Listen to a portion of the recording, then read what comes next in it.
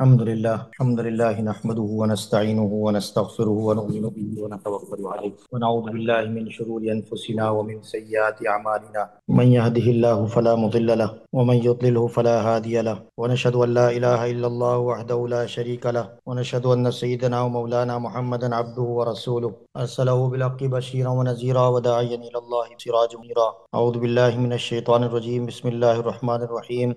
لقد جاءكم رسول من أنفسكم عزيز علي ما عنتم حريص عليكم بالمؤمنين رؤوف رحيم فإن تولوا فقل حسبي الله لا إله إلا هو توكلت عليه رب العرش العظيم. صدق الله العظيم وصدق رسوله النبي الكريم ونحن على ذلك من الشاهدين والشاكرين والحمد لله رب العالمين. رب اشرح لي صدري ويسر لي أمري واحلل عقدة من لساني يفقهوا قولي.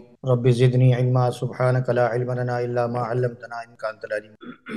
آپ تو ماشاءاللہ سارے سمجھدار ہیں، بزرگ ہیں، اور آپ حضرات سب جانتے ہیں کہ جو دین ہم تک جو پہنچا ہے بڑی قربانیوں سے پہنچا ہے، بڑی حفاظت سے پہنچا ہے، بڑی امانت کے ساتھ پہنچا ہے، بڑی دیانت کے ساتھ پہنچا ہے، اور جو پہنچانے والے ہیں انہوں نے بڑی دیانت اور جس طریقے سے ہیریٹیج کی، وراثت کی جس طریقے سے لوگ حفاظت کرتے ہیں، اسی طریقے سے اس سے زیادہ اس دین کو حفاظت کے ذریعے سے ہم تک پہنچانے کی کوشش کی انہوں نے. اس میں ذرا برابر بھی کوتاہی نہیں کی، انہوں نے ذرا برابر بھی کمی پیشی نہیں کی. یہ تو آپ حضرات جانتے ہیں.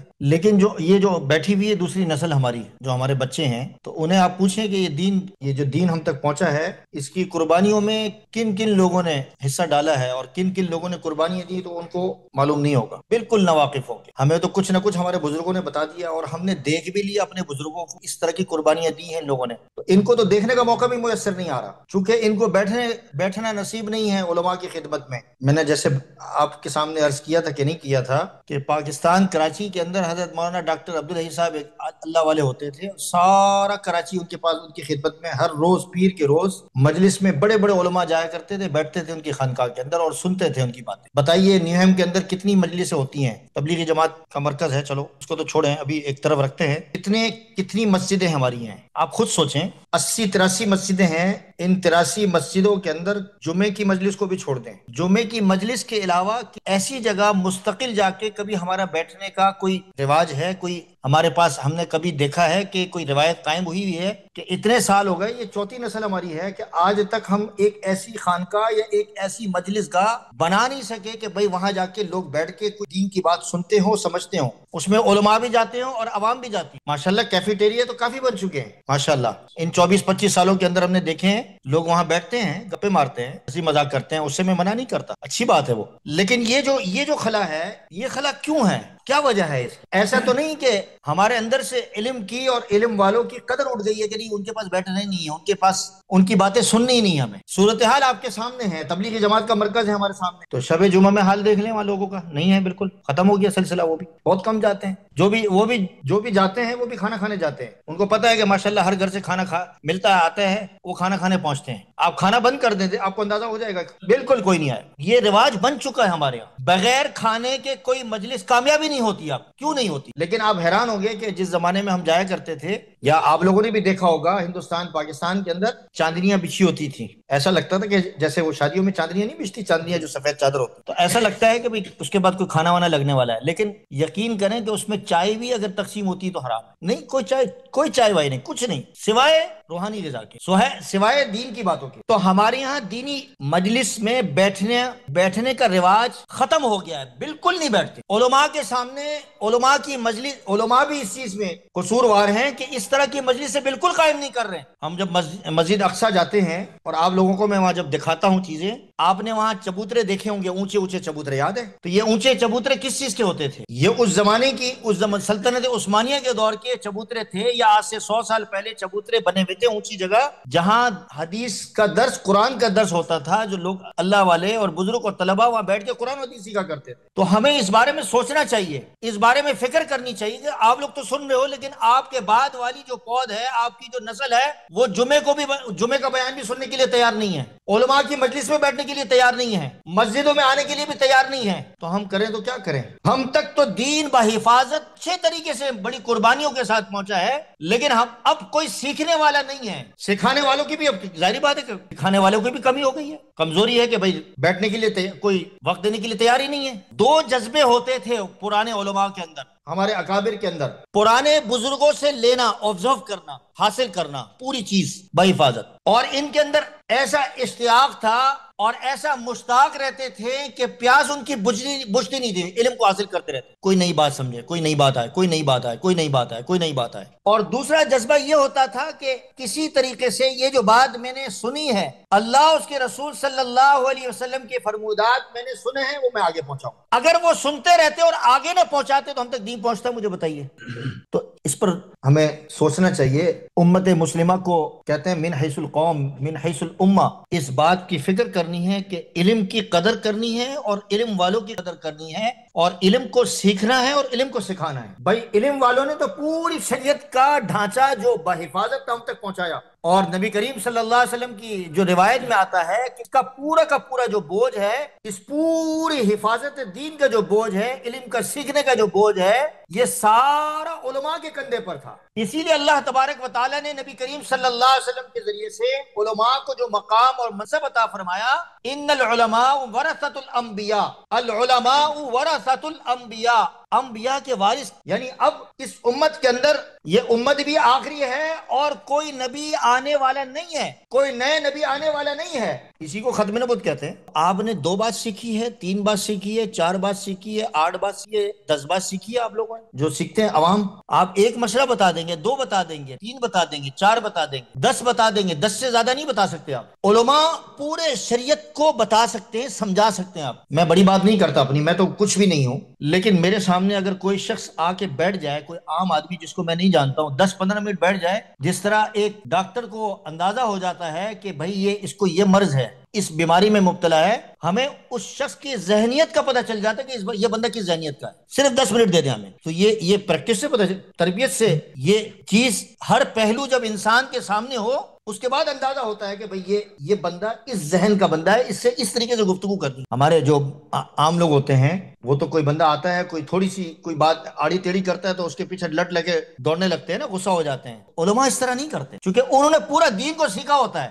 نبی کریم صلی اللہ علیہ وسلم کے جو فرائض منصبی میں، نبوت کے جو فرائض منصبی تھے، اس پر میں ڈیٹیل میں نہیں، 4 تھے، ان چاروں کے یہ جو علماء ہیں، یہ ان چاروں فرائض منصبی کے حامل تھے، اور یہ وہی ذمہ داری جو انہوں نے ادا کی، نبی کریم صلی اللہ علیہ وسلم نے یہی امت کرتی آ رہی ہے، اور امت کے علماء یہی کرتے آ رہے ہیں۔ حضور صلی اللہ علیہ وسلم سے دین صحابہ نے پورا لیا۔ کوئی صحابی ہمارے ایسے نہیں ملیں گے جو فٹ پاتھ پہ بیٹھ کے گپا لگاتے ہو، جس طریقے سے ہم گپے مارتے ہیں، اتنا وقت نہیں تھا ان کے پاس۔ ان کا 24 گھنٹے اللہ کے دین کے لیے وقف تھا، اور اس کے بعد دین آیا تابعین کے ذریعے سے، پھر تبع تابعین کے ذریعے سے، اور یہ سلسلہ چلتے پھر ہم تک پہنچا۔ اور آج ہم یہ کہہ دیں اور گفتگو کرتے رہتے ہیں آپس میں کہ بھئی علماء نے کیا کیا ہے، علماء نے کیا کیا، علماء کیا کرتے ہیں۔ میں تو صرف وضو کے مسئلے کی بات کرتا ہوں کہ وضو کا مسئلہ بغیر عالم کے آپ سمجھ ہی نہیں سکتے تھے، غسل کا مسئلہ آپ عالم کے بغیر سمجھ ہی نہیں سکتے تھے، آپ کے جنازے کا مسئلہ آپ عالم کے بغیر سمجھ ہی نہیں سکتے تھے۔ قرآن سے علماء نے سمجھایا، علماء حق نے سمجھایا،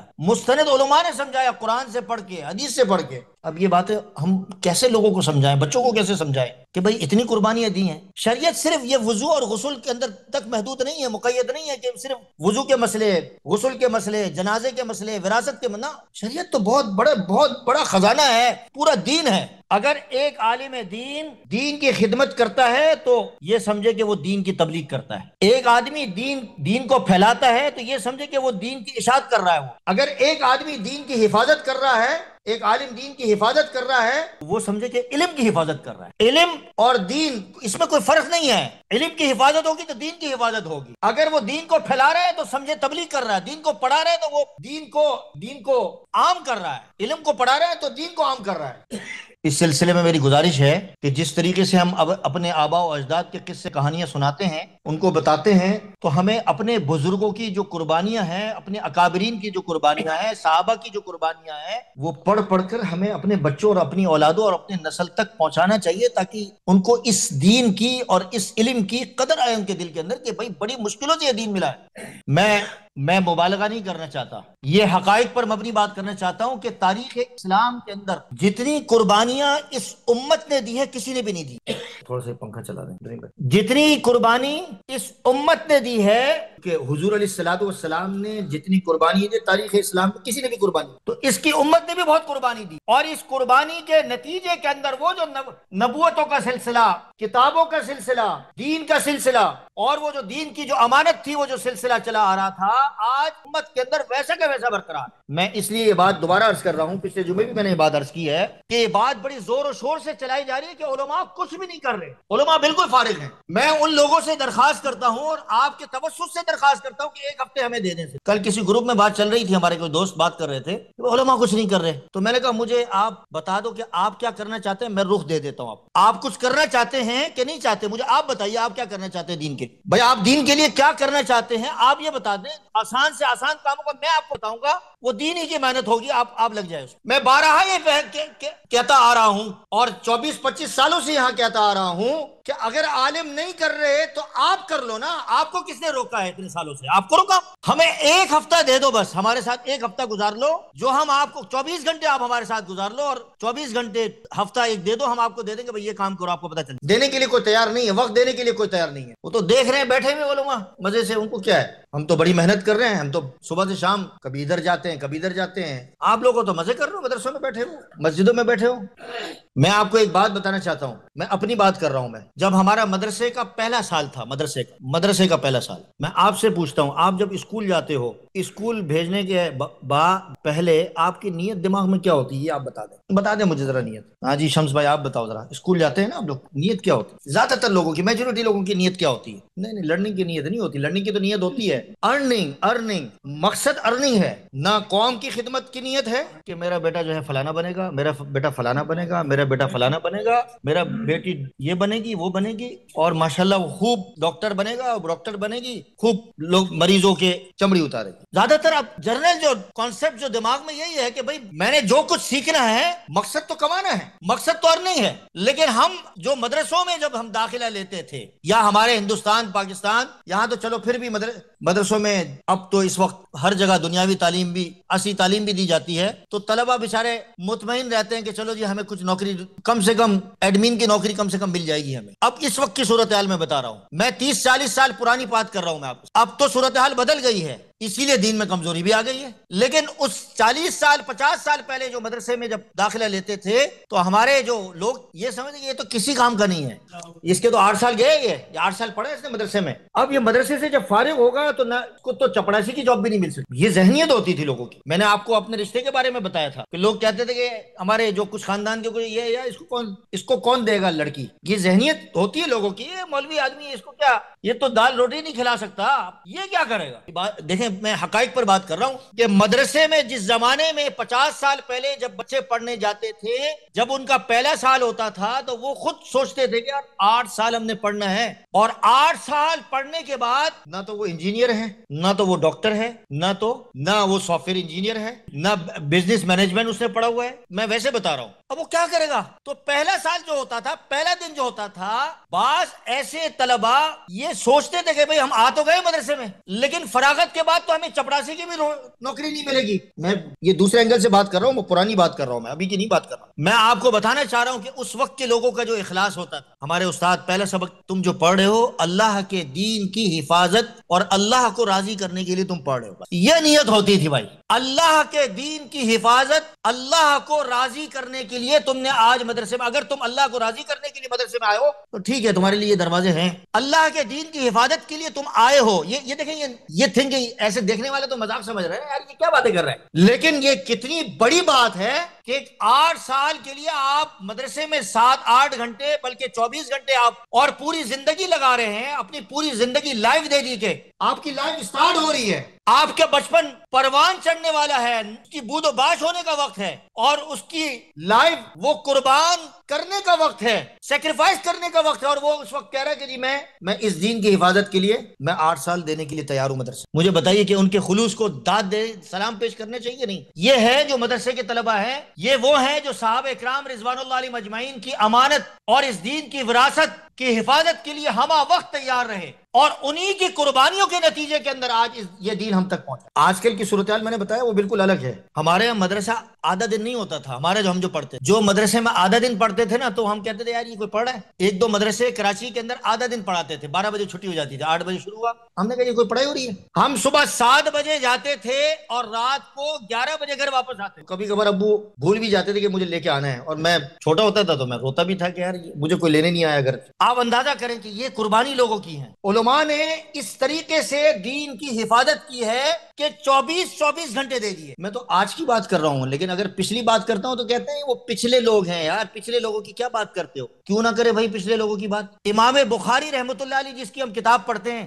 9 عمری کے اندر 9 چھوٹے بچے ہوتے تھے. اس وقت علم کو حاصل کرنے کے لیے, حدیث کے علم کو حاصل کرنے کے لیے تقریباً سینکڑوں اساتذہ کے پاس جانے, وہ تشریف لے گئے حدیث کو تلاش کرنے کے لیے. سینکڑوں. اور میں کہوں تو مبالغہ نہیں ہوگا کہ کئی اساتذہ کے پاس جا کے, اور ایک وقت ان پر ایسی حالت آئی, اپنے طالب علم کی دور کا واقعہ وہ بتاتے ہیں کہ میرے پاس کھانے کو کچھ نہیں تھا. بلاد اسلامی میں جہاں اسلامی ملک تھے وہاں کا انہوں نے سفر کیا, ایک حدیث کو انہوں نے لیا اور پھر اس کو پرکھا اور پھر اپنی حدیث کی کتاب میں شامل کی. اسلامی ممالک کے نام لے لیں آپ, جو بھی لے لیں, مکہ, مدینہ, شام, کوفہ, اس زمانے کے جو اسلامی ممالک ہوتے تھے وہ جاتے تھے. اور فرمایا کہ بعض اوقات ایسی حالت ہو جاتی ہے کہ بالکل بھوک سے نڈال. میں نے پچھلے دنوں ایک واقعہ بتایا طلباء کو, طالبات کو. امام ابو یوسف رحمۃ اللہ علیہ 17 سال اپنے استاد سے الگ نہیں ہوئے, امام ابو حنیفہ کی مجلس سے الگ نہیں ہوئے کتنے.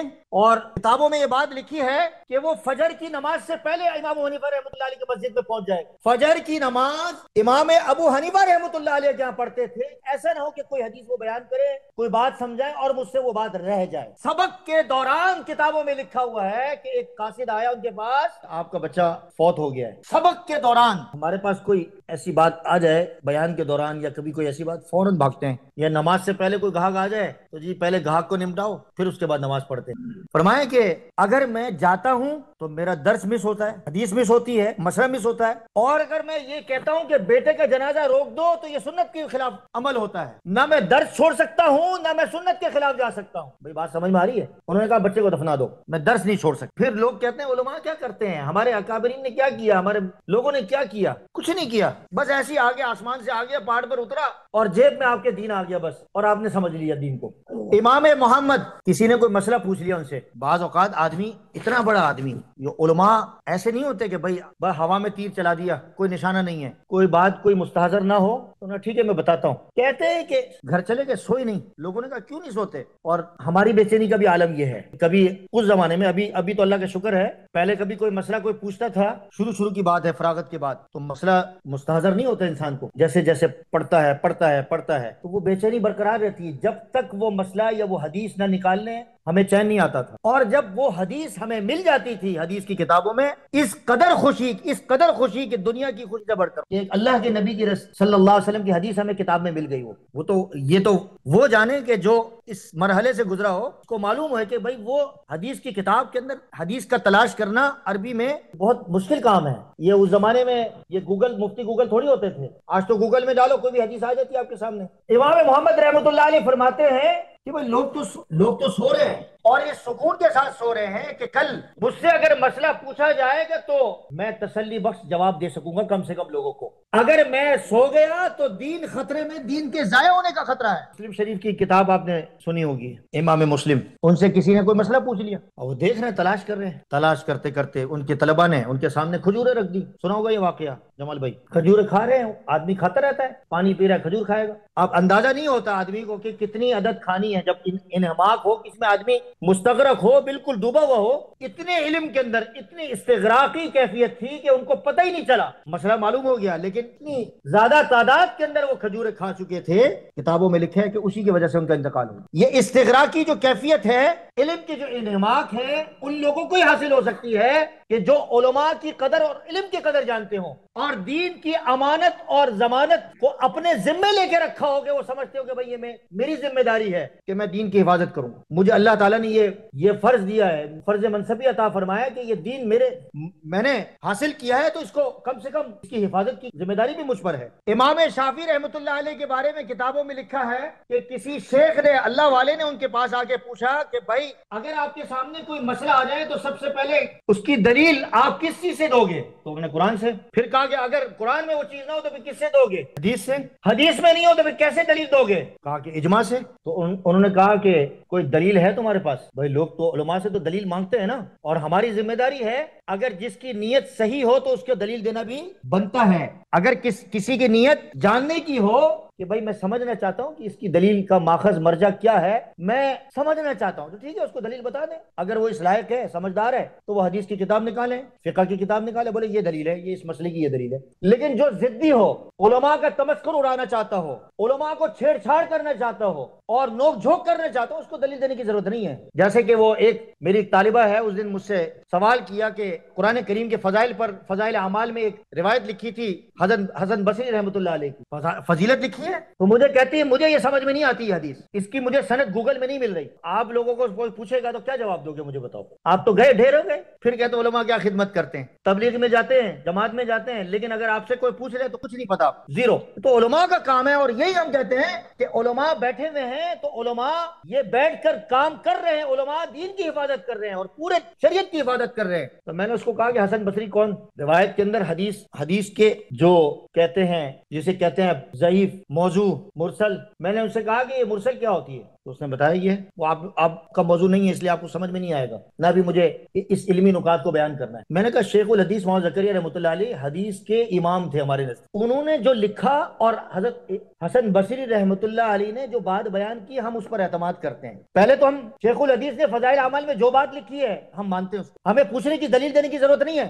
لیکن اگر کوئی چھیڑ چھاڑ کرتا ہے تو اس کو تو نہیں بتائیں گے، لیکن اگر کوئی چھیڑ چھاڑ نہیں کرتا تو ہمیں مولانا شیخ الحدیث ہی کے بات پر اعتماد ہے، اور پھر اگر اس کے اوپر چلے جائیں تو حسن بصری کے بات پر اعتماد ہے۔ امام شافعی رحمۃ اللہ علیہ سے کسی نے پوچھی بات، کیا پوچھی؟ اجماع کے حوالے سے، کہ بھئی دلیل کیا ہے۔ اب امام شافعی کوئی معمولی درجے کے انسان تھے، اور کہا کہ 3 دن میں دیتا ہوں، آپ 3 دن میں دلیل بتا دیں۔ کتنی مرتبہ انہوں نے قرآن پڑھا ہوگا، کتنی مرتبہ حدیث پڑھی ہوگی، دماغ کبھی کبھار نہیں جاتا۔ کتابوں میں لکھا ہے کہ وہ ایک دن کے اندر انہوں نے 3 قرآن ختم کیے۔ کتنے؟ ایک دن میں 3 قرآن ختم کیے، پڑھتے رہے، صرف قرآن کو پڑھتے رہے، قرآن سے وہ دلیل تلاش کرتے رہے۔ 3 دن کا وقت آیا تو پھر ان کے سامنے وہ شیخ آئے تو ان کے سامنے قرآن کریم کی آیت پڑھی، وَمَن يُشَاقِقِ الرَّسُولَ مِن بَعْدِ مَا تَبَيَّنَ الْهُدَىٰ وَيَتَّبِعْ، یہ آیت پڑھا، یہ انشاءاللہ یہ اجماع کی دلیل۔ 3 دن اس بات پر محنت کر رہے ہیں، قرآن کریم پڑھ کے، صرف کہ قرآن کریم پڑھ کر اللہ تبارک و تعالیٰ میرے ذہن کے اندر وہ دلیل ڈال دے کہ جو اجماع سے متعلق ہے۔ اس قدر محنت کی علماء نے میرے بھائی، اور لوگ کہتے ہیں علماء کچھ بھی نہیں کرتے۔ میں نے تو صرف اپنی زندگی کے متعلق چند گوشے میں نے بتایا نا آپ کو، جو آپ جانتے نہیں ہیں آپ لوگ، مجھے ابھی تو چند باتیں، صرف چند، لیکن میں اپنے استاد اور پھر ان کے استاد کا میں تذکرہ کروں، اور پھر ان کے استاد کا تذکرہ کروں، پھر ان کے استاد کا تذکرہ کروں، پھر مولانا انور شاہ کشمیری، اور پھر وہاں دور تک بات چلی جائے، اور پھر ایک صحابی کا اور تابعی تبع تابعی کا تذکرہ کروں تو یہ گھنٹے لگ جائیں گے۔ لہٰذا یہ بات کہنا آسان ہے کہ علماء کچھ نہیں کرتے۔ میں ان لوگوں سے کہتا ہوں 1 ہفتہ میں دے دو بس، پورا 24 گھنٹے، پورا ہفتہ چاہیے آپ کا میرا۔ پھر اگر آپ کو سمجھ میں نہ آئے کہ علماء کیا کرتے ہیں، پھر آپ کو یہ کہنے کا حق ہے کہ علماء کچھ نہیں کرتے۔ آپ حق میں جانب ہیں۔ نمبر 2، درس و تدریس کا عمل۔ اپنی اولاد کو یہ بتائیں کہ علماء کی قدر کیا ہے، علم کی قدر کیا ہے، پھر آپ کو یہ سمجھ میں آئے گی کہ علماء کیا کرتے ہیں، اور دین پھر آپ کی نسل تک اسی طریقے سے محفوظ رہے گا۔ اللہ تبارک و تعالی ہمارے دین اور ایمان کی سلامتی فرمائے اور دین کی حفاظت فرمائے۔